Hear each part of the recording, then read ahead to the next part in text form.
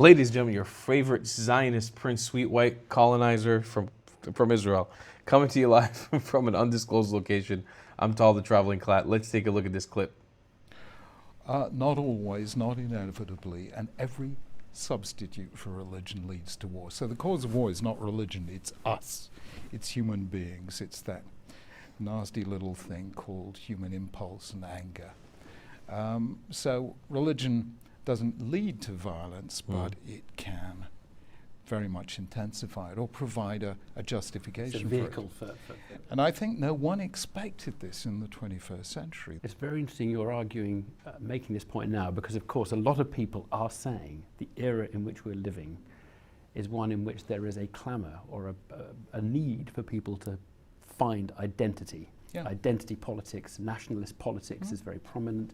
People feeling like their voice needs to be heard, they need to shout more loudly because their tribe is not getting the recognition it needs. I wonder whether you think that is a problem. I think it is. You know, we've lost our national identity. Do you think so? I think we really, really have, yes. And we kind of lost that in that welter of multiculturalism, and we said, you know, actually it's very impolite to have a national identity. But this gets to the heart of a very awkward dilemma, doesn't it, about whether we all should have a shared identity or whether we should encourage people to have their own identity in a multicultural England or a multicultural Britain. The real difference is this: if there's a collective identity, society is a home. If you have multiculturalism, society is a hotel. It was supposed to lead to greater tolerance. What it led to was what Trevor Phillips called sleepwalking into segregation. Multiculturalism did not promote tolerance or shared identity. It said, you go off and do your own thing.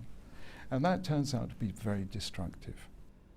Well, that brings us to a very timely topic, of course, which is anti-Semitism. And many of the British Jewish community have said they have noticed a step change in the level of hostility. Have you noticed that, and does that worry you?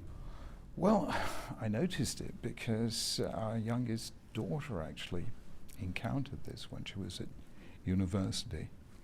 And I found this deeply shocking because I had not experienced a single episode of anti-Semitism in my life, and I'm not exactly low profile. You know, chief rabbis are fairly known to be Jewish for the most part. But it is there, actually. And of course, it's always in a new form because anti-Semitism is so socially unacceptable that it can only survive the way a virus survives, which is by mutating. In the Middle Ages, Jews were hated for their religion. In the 19th and 20th centuries, you weren't allowed to hate anyone for their religion, because this is post-Enlightenment Europe. So they were hated for their race. Today, you can't hate anyone for their race, so you hate them for their nation state. And that is why anti-Zionism is the new anti-Semitism. But this gets to the heart of a difficulty that some people are feeling about this whole chat about anti-Semitism, because there are some people who feel incredibly strongly about the state of Israel and things they don't like about it, particularly settlements and things. And they feel that the charge of anti-Semitism is effectively being used to kind of put a sort of moral question over their hostility to Israel. A group of school kids asked me just that question a week ago. And I said, tell me, hands up, which of you believes it's legitimate to criticize the British government? They all put their hands up. I said, which of you believes that Britain has no right to exist? Nobody put their hands up. I said, now you know the difference between criticism of the state of Israel and anti-Semitism. How surprised have you been about the traumas the Labour Party has been through with Ken Livingstone and the charges of anti-Semitism? How serious do you think a problem the party has? I think the problem is so simple. Just practice zero tolerance the way you would to any other kind of unacceptable prejudice. So just do it and the problem is solved. Lord Sachs, Jonathan Sachs, thank you very much. Thank you.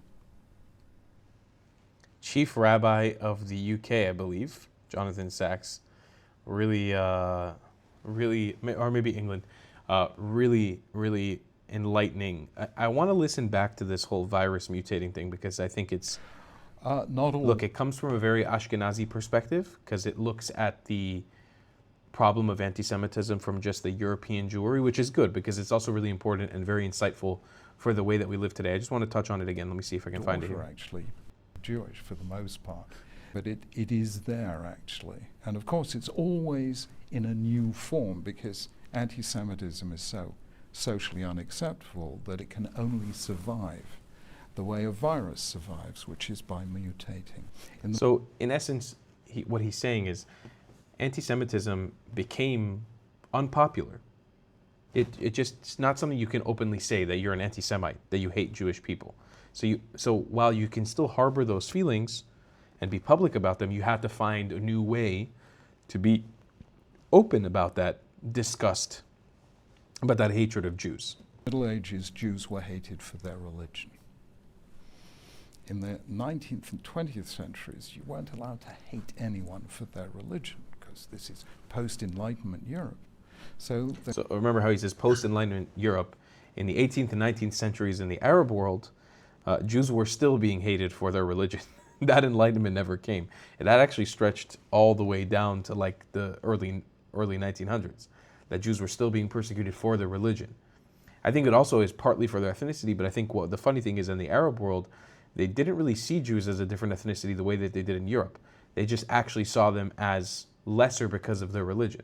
So even in the Islamic world, in places where Jews were kind of cohabitating, like I always say, it went in waves. It was never perfect. It was never a period of time where it was only peace. There's always been peace and death, peace and pogroms, peace and persecution. These Jewish people weren't being persecuted for their race per se. They were being persecuted for their religion. So that enlightenment in Europe never really came to the Arab world. were hated for their race.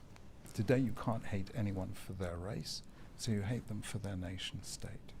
So obviously that hatred, and we all know this, that hatred of Jewish people has transitioned into a hatred of Israel. And that's the same anti-Semitism that I've been dealing with since I've been alive, and my parents since they've been alive. Just think about this. My grandparents were persecuted and kicked out of Iraq.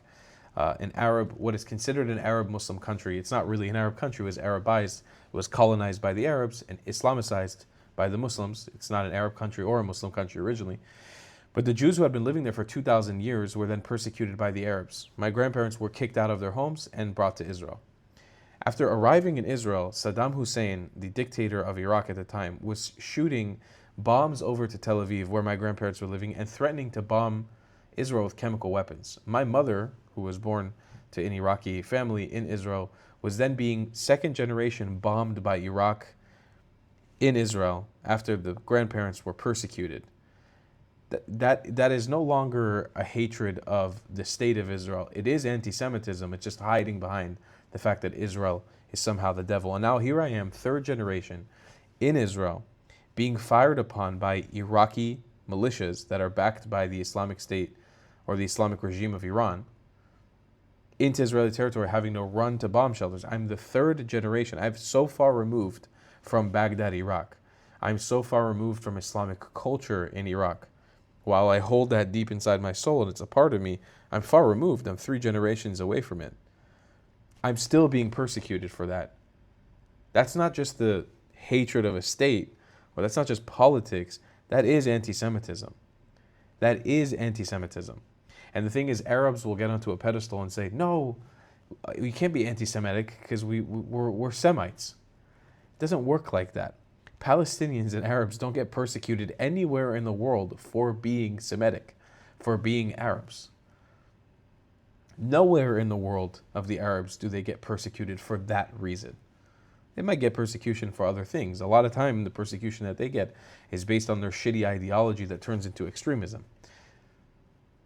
It's an ideology that they allow to turn into extremism, that they're never vocal enough about condemning, that they're never out on the streets protesting against. And that's what they get persecuted from, is the fact that Arabs, unfortunately, they just don't have a backbone to stand up against the shortcomings of their very society. So Jonathan Sachs puts this great. He puts this in the most amazing way. It's a virus that keeps mutating. Eventually, Israel will solidify its place in the world. The conversation about whether Israel exists or doesn't exist will That conversation will eventually die. But if you think the anti-Semitism will go away, you've got another thing coming. It will be something new. It will be something new, and it will mutate into something new. That is the reality. That is not something you can change. That's the reality of being a Jewish person, of being a Semite, being persecuted for being a Semite. Hope you guys appreciate this video. Hope you guys like my commentary, and I will see you guys in the next one. I love you a long time. Goodbye, Klats. If you believe in my content and want to support me, just know your help is needed. There's a bunch of great ways to support me, being PayPal, Buy Me a Coffee, or joining my Patreon community down below. Patreon is the best way to support my channel, and you'll get a bunch of cool perks depending on what tier you join. Another great way to support me is by buying my merchandise on thetravelingclat.com. I regularly drop new merch designs like this beautiful hat, or this amazing shirt, where you can support the channel and get something cool for yourself. I also have an amazing Discord community with people from all over the world. Thank you so much for your support.